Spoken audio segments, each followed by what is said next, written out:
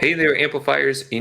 Far too often you can be taking a lot of time, putting a lot of energy into things, and working to grow your business. You can get so wrapped up in the day-to-day whirlwind or just lose the perspective of what the most important thing is to do in your business that you can lose clarity on where you're winning and where you're losing. And our guest today really is an expert at helping people take that step back, looking at the big picture and making sure that they're putting the priorities on what needs to be, where the attention is most needed. All right, so our guest today is a rock star professional when it comes to really looking at the numbers and getting that crystal clear picture. She's the owner of Corners CFO. I'd like to welcome to Growth Amplifiers, Danielle Hendon, CPA. Thank you so much for having me today. Thank you for being here and for being the awesome amplifier that you are in this world. I try. Now, one of the cool things that I love to hear from guests is their origin story. And I know you've got a really interesting one. So if we could get the guests the treat of hearing how sometimes a challenge can turn into an opportunity, that would be a great place to start. Yeah, so my origin story is exactly that. It's kind of the story of a challenge into an opportunity. I am a CPA, so like most accountants, I went to a CPA firm out of college, and I loved what I did there. But when I decided to start a family, I realized the hours that we work in a CPA firm don't really mesh well with a newborn baby. So I left the CPA firm and I went into the industry side of things. On the industry side of things, I went into oil and gas. Being in the Houston area, we have a lot of oil and gas businesses, and it's honestly where my background was at the CPA firm. So the oil and gas company I was with, again, loved what I did, loved who I worked with, phenomenal company, but they went through some troubling times when oil prices tanked a few years ago, and they went through bankruptcy. On the other side of the bankruptcy, they were owned by a bunch of financial bankers that started to slice and dice and sell all of the assets off.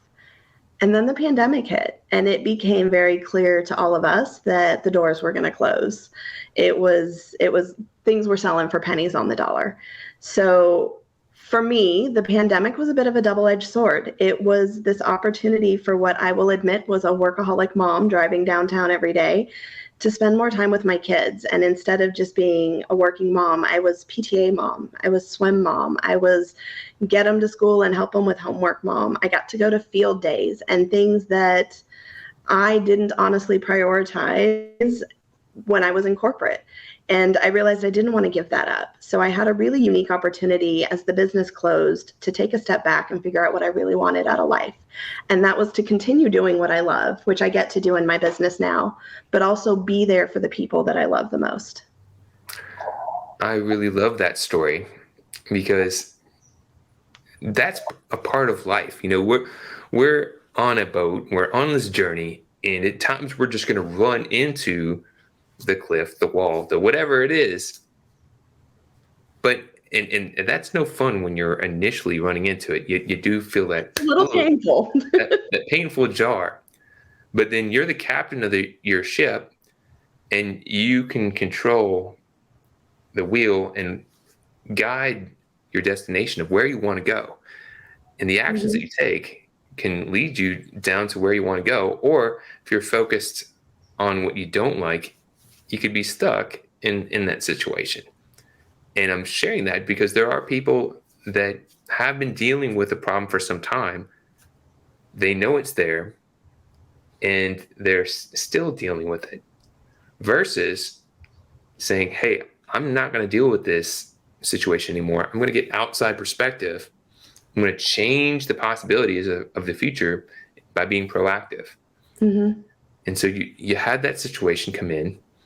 You've changed that. And so now you're helping people. You're doing what you want to do. You're having that work-life balance, and you get to help others do that for themselves. Which is amazing. And so speaking of that, when you're getting people to reach out to you and asking for your help as a CFO, what are the challenges that you're seeing most commonly that people are dealing with? One of the biggest challenges I'm seeing right now is people.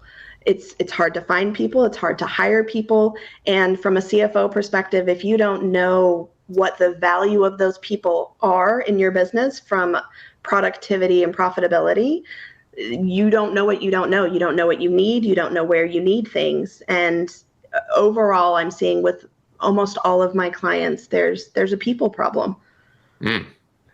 That is really insightful, because we don't always look at things with that perspective. We don't always realize it's a people problem. We could be pointing to other things, but it goes down to people problems. What are some of those people problems that you're seeing that are causing challenges and frustration and stress? Yeah, so specifically from kind of a CFO perspective and the work that I do with clients, I focus a lot on what I will call professional service clients. They're offering professional services. They've come from a corporate background usually, and now they've opened their own business, much like I did. And they know how to do what they do really well, but they don't necessarily know how to manage a business and the things that go into growing and scaling a business. And one of the first steps that we go through is to identify what their different, I'm going to call them revenue streams, whatever products or services you sell, how can you categorize those, and what do you offer your clients? And for a service provider, when we do that, the second question is, what is the cost of providing that product or service to your client? So for my service providers, I'm going to use attorneys as an example because I do a lot of work with attorneys.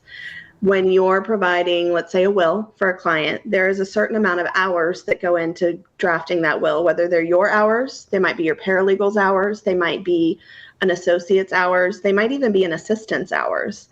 And you need to understand how many hours go into that process before you actually decide what you're going to charge for it, because you want to be profitable. If you're charging $500 for a will, but you're paying other people $600, that's a problem. And I'll honestly say, if you're charging $500 for a will and you're paying other people more than $250, it's probably a problem. Ooh. So I know for a fact that people get themselves into this situation where they price something, and then that's the price that they're used to charging. But then it may not be enough, and now they've got to raise their prices. But then that fear starts coming into play, and they're like, oh, what if I raise my prices and I lose all my business? What if everyone gets angry? What do I do? And that fear prevents them from taking that wheel and guiding them to where they want to go. For people that are sometimes they don't even know what they should be charging. Yep. If they're in that situation, they're undercharging now, they're not making what they want to make, they're maybe not being able to afford the help they need, and so they're dealing with all that stress and frustration. How can I hire good help if I can't afford it? Well, are you charging enough? If they're dealing with those situations, how can you help guide them to changing that and really getting them to where they want to go? So I like to confront fear and anxiety with answers. I think anytime you let a question spin around in your head, you're just going to spiral into more questions, and it doesn't get any prettier from there. But if you answer the question, what if my clients say no because I raised my rates? Logically, the answer to that question is, let's take that $500. I honestly don't know an attorney that charges $500, but let's use it. If you have a will that you charge $500 to draft, and you say, I realize this was way undercut, I need to charge $1,000 for this will. You could lose 50% of your clients, and you're still going to make the same amount of money because you just charged twice as much for that will. And now you're paying the same amount of money to those people that are helping you draft it. And your profit margin just went from being negative. If you were let's say $600 to somebody that drafts it for a $500 will, you were $100 negative. Now at $1,000, you're making a profit of $400. You could lose a ton of clients and actually be making money. It's not always about that revenue line. It's about the profit that comes out of it. Hey there, this is Kenny from Growth Amplifiers, here to ensure you get your awesome ideas into action to grow and improve your business and achieve your full potential. Take the first step by visiting growthamplifiers.com and clicking the Start Here button. Take the assessment to get your personalized score. Then select from free resources to learn how to improve your score. Don't wait. Be proactive and take action now by visiting growthamplifiers.com and clicking the Start Here button. And always keep on amplifying. Now, let's get back to the show. So Danielle, this seems pretty insightful and powerful. You can work less, have less stress, and make more, and the client's still getting what they want, and perhaps maybe even better because you're being able to give them better attention and better service and better support. So everything becomes better when you're pricing efficiently.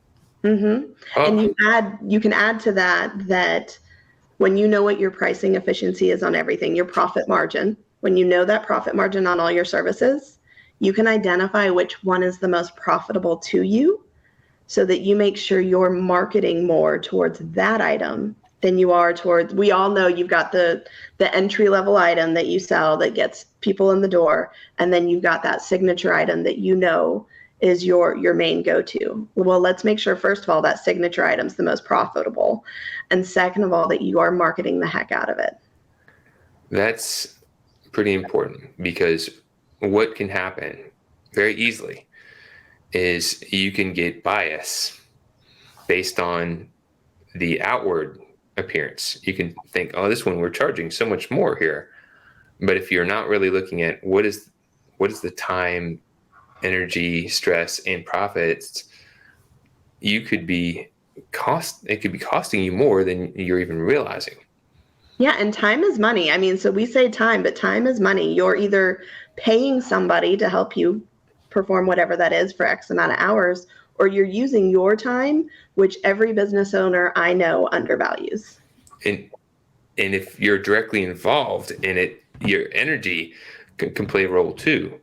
If you have a client that is draining your energy, or draining your team's energy, causing frustration and chaos, clients, that's not helping you either. So there's definitely just being more aware of where you should be putting your attention. It's the old 80-20 rule. Yep. And you get 80% of the results from 20% of the effort. So by getting someone like yourself to really get clarity and say, where's the 20% that's giving me 80% of the results? Then you put more attention there. Yeah, we want that 20% to be more like 50% and start bringing in more money. Yeah, so I think that's an awesome message. So do you have maybe a story of someone that you've helped with that, and didn't have to give details specifically, but just kind of give us an idea of someone who had those sort of challenges and then how you were able to help them out? Yeah, so I'm going to use attorneys again as an example. They're kind of my go-to on a lot of examples.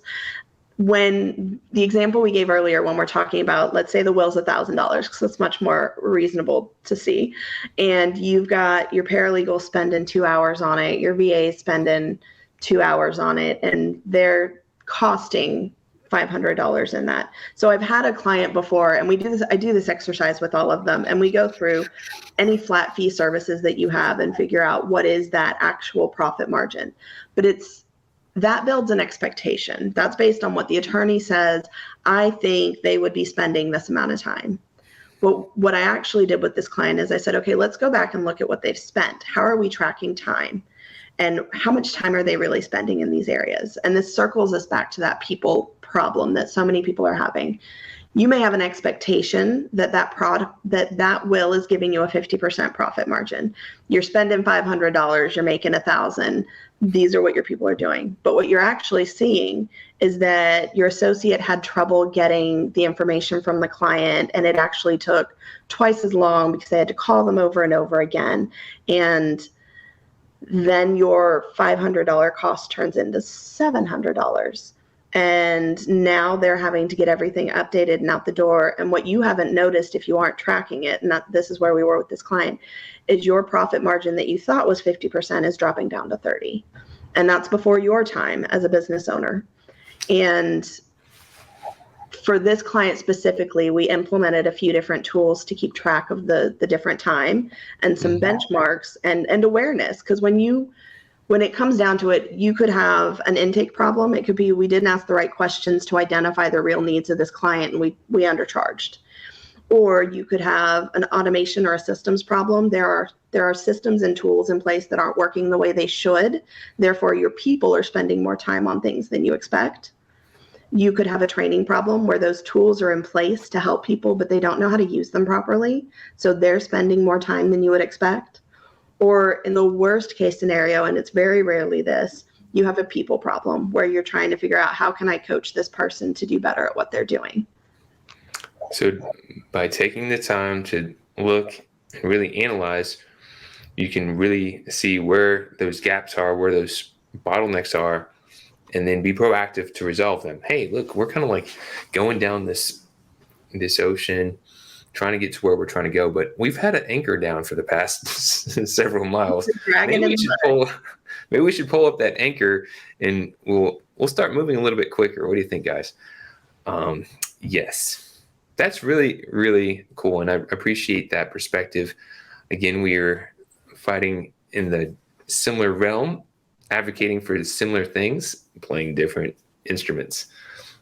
So for people that are interested to learn more about you and they're like, yes, that sounds like it makes sense. I should probably look at these things. I don't know where to get started. I don't know if I have the time for that. Where could they go and what should they do?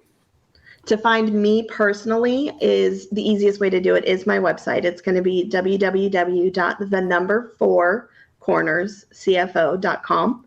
And my number one piece of advice, if it's not me you want to talk to, if you do not have a bookkeeper, please make sure you get one of those and at least have some clarity and transparency on your numbers. That makes a good first step. If people were reaching out to you, how do you typically engage with prospective clients?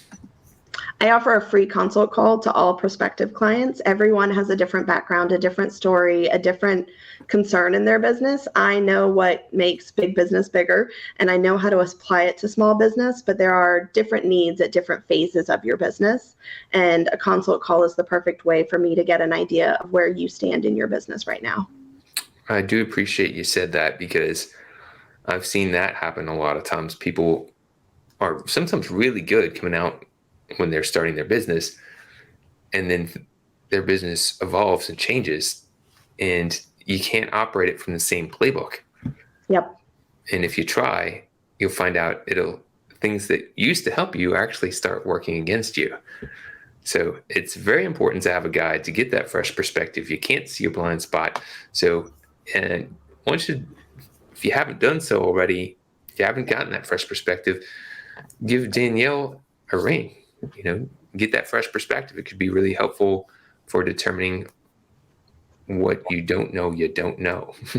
Yes. And I love just talking to new business owners and business owners in general. I love meeting people and getting to know what got them into business and why they're passionate and anything I can do to help. So you've been sharing some great insights and advice. One of the traditions we have in these sessions is just if you could share a piece of advice, something that you've learned on your journey that might be helpful for others on theirs. It can be related to what you do or it can be completely unrelated. Just a closing piece of advice, that'd be great. Hire early, because we've been talking about the people problems. I will say I've experienced them personally in my business, and you don't want to be in a position where you have no capacity left and you're trying to train somebody. Hire early. Start flexing that muscle because it does take some muscle to get out there and hire. Sometimes I've heard from people, they've tried hiring people, they've gotten burned. So then they're like, I don't want to hire more people. You got to flex that muscle. It's scary, but it's worth it. Awesome. Thank you so much, Danielle, for sharing. And if you're tuning in to Growth Amplifiers for the first time, I'd love to hear your thoughts about hiring, about what you think should be done when it comes to looking at profitability, put it in the comments. I'd love to hear your thoughts. Appreciate you. Keep on being an amplifier in this world. To show your support, take a moment to amplify this message by sharing it online. To connect with me or gain more business growth insights, visit www.growthamplifiers.com. Thank you for your support.